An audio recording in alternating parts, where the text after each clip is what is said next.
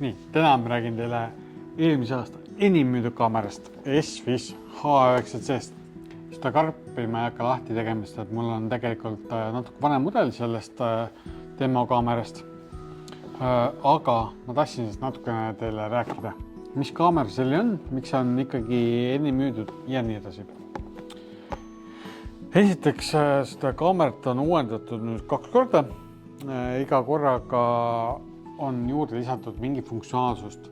Eelmine november lisati sinna juurde Wi-Fi 5 ja Wi-Fi 6 tugi, ehk siis saad seda kasutada Wi-Fi 5 GHz võrgus.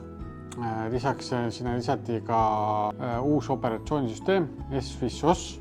Natuke pandi AI-d juurde ja muudeti kaamera nurkasid. Nüüd selle aasta jaanuaril ma võin kindlalt väita, et hea kaamera läks veel paremaks.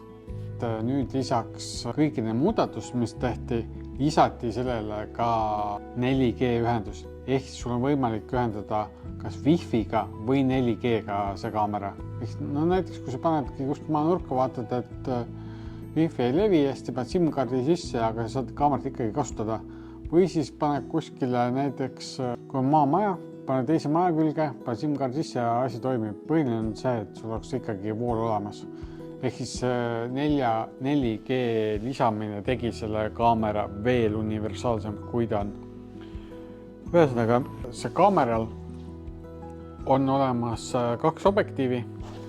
Üks on all, see mis pöörleb, see on kitsas, üleval on lainurk. Lainurkaks nimetatakse kaamerat, mis on üle 90 kraadi. Et kõik, mis on üle 90, see on lainurk. Ja all on siis pöörlev kaamera. See ongi see, et selle kaameraga sa näed 2 erinevate kohta, et sa näed nagu maja ette, aga samas sa võid ju keerata alumise kaamera maja taha. See on selle kõige suurem pluss selle kaameral. Kindlasti selle kaameral on olemas autotuvastus, inimese tuvastus, objekti jälgimine, kõlar, mikrofon, valge valgus, infrapuna ja nii edasi.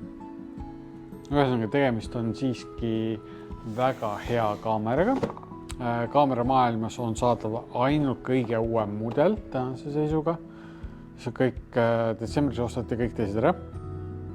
Et kindlasti ootan teid testima ja vaatame, et kas on midagi veel paremat sellest kaamerast, S5 tootevalikust. Ma ütlen, et hetke seisuga ma ei usu, mis oleks nii hea hinna kvaliteedi suhtega.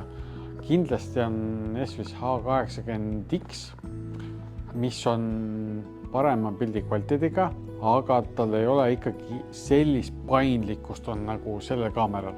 Pane kommentaaris kirja, millise kaamera kohta seda ma teeksin veel review.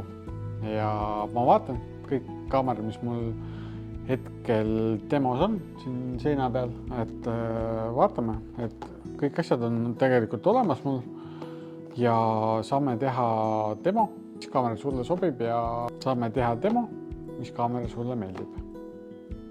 Tšau!